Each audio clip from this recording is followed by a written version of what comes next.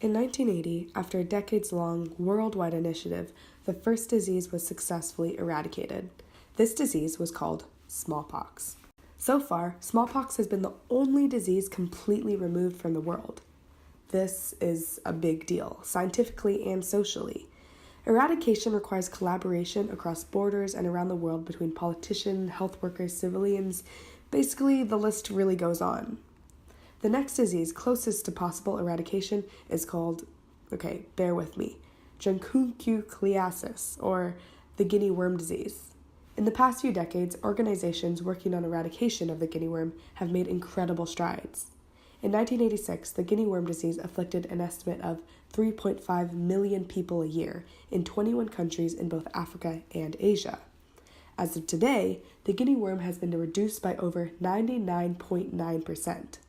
Last October, in 2017, there were a total of 24 human cases reported in only 2 countries, Chad and Ethiopia. Guinea worm disease, commonly known as the, quote, fiery serpent, is a parasitic infection that is caused when people consume water that is contaminated with infective microscopic crustaceans, which act as carriers for the guinea worm larvae. Inside humans, guinea worm larvae mate and the females grow and mature to 600 to 800 millimeters in length and only 2 millimeters in diameter. These adult females painfully burrow out of the host's body, eventually releasing over 3 million embryos. The epidemiology of the guinea worm is determined largely by the fact that many endemic villages are rural communities that don't have access to fresh water, and must thus depend on open surface sources such as ponds for drinking.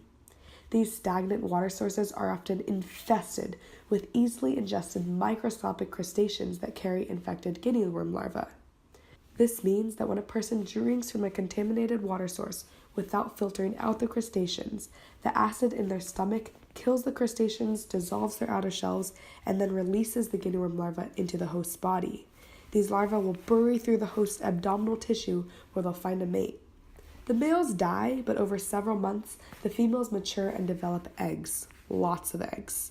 They then travel to the surface of the body, usually around the lower leg or foot, with the ultimate goal of releasing their eggs into the world.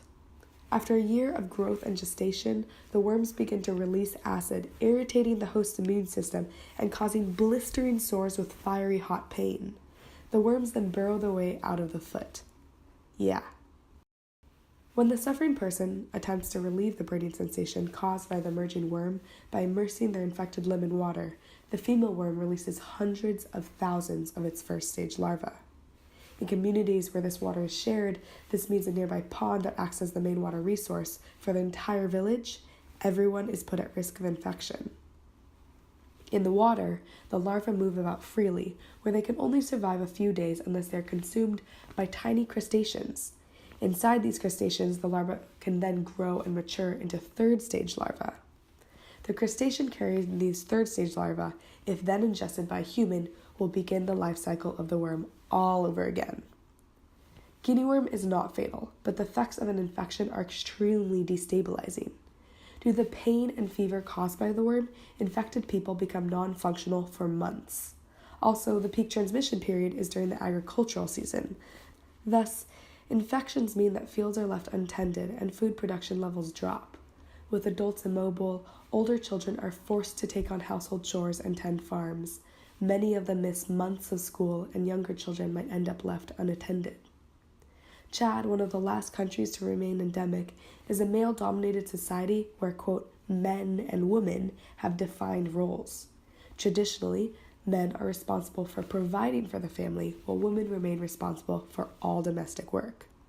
Because of this structure, it is most sustainable to emphasize protection for young men who are at risk of infection because they are the sole providers for the family, and their illness could be destabilizing for everyone. Most cases for the guinea worm in Chad appear in villages located near the Chari River, a river that runs through the country's southwest region. Matau, a small village located next to the lake and near the Chari River, is one village that's still confirming cases of the guinea worm today. Currently, there's no drug available to treat people who are infected with the guinea worm parasite. Thus, disease prevention has basically been one of the only effective strategies thus far. In the past few decades, guinea worm eradication programs have successfully run campaigns comprised of several preventative strategies. 1. Ensuring better access to safe drinking water. 2. Distribution of filtration devices. 3. Constant surveillance for new cases with manual extraction. 4. Treatment of ponds with larvicide chemicals that kill the crustaceans in mass. And finally, 5. Education on behavioral changes like avoiding stagnant water. Today, the guinea worm is on its last leg before total eradication. What seems to be keeping the disease from reaching its end are remote communities that still do not have access to clean drinking sources. While medical coverage and education around guinea worm has been vast and successful, some communities' only water resource is man-made ponds containing easily contaminated water. Also, while it is true that these ponds can be treated with larvicide chemicals to eradicate the crustaceans carrying the guinea larva, recent discoveries have uncovered that ponds continue to be recontaminated by a new host, dogs. As of April 2017, 270 dogs were found infected with guinea worm in Chad. Right now, each endemic country has its own guinea worm eradication program, working mainly with the Carter Center, the World Health Organization, and UNICEF. UNICEF, a United Nations program that provides humanitarian assistance to developing countries, has helped save more children's lives than any other humanitarian organization through providing healthcare, clean water, sanitation, nutrition, education, and emergency relief. The UNICEF Water, Sanitation, and Hygiene Team, or WASH for short, has worked in over 100 countries to improve water and sanitation services. With a budget of $100,000 USD, I suggest allotting $80,000 of this to UNICEF's WASH program to build water pumps in at-risk communities. $10,000 helps to fund a community water project, like a water pump. This means that $80,000 will support the development of 8 water pumps around the Chari River, offering an alternative water resource that is not contaminated. Clean water is essential for survival, and the establishment of water pumps eliminates the possibility of the water getting contaminated by infected people, or dogs, and also paves the way for long-term health and economic benefits, because water pumps promote both cleanliness and community around gathering water. The remaining $20,000 should be allotted towards a new program to help deal with the guinea worm dog outbreak. To keep dogs from spreading guinea worm, they have to be tied up for 2 weeks while the worm or worms come out of their legs. Otherwise, the dogs could contaminate nearby water and spread the parasite to an entire village. Currently, the Carter Center, a nonprofit organization founded by the former U.S. President Jimmy Carter, is paying people only $20 cash incentives to tie up these infected dogs. $20,000 will fund guinea worm treatment for 1,000 dogs.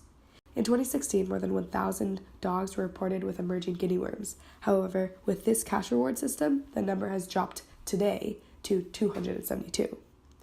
In 1980, ridding the world of smallpox was an immense achievement. Currently, we're frustratingly close to beating guinea worm disease, but the global health community and individual people have to keep pushing back as cases continue to pop up to fully eradicate the disease.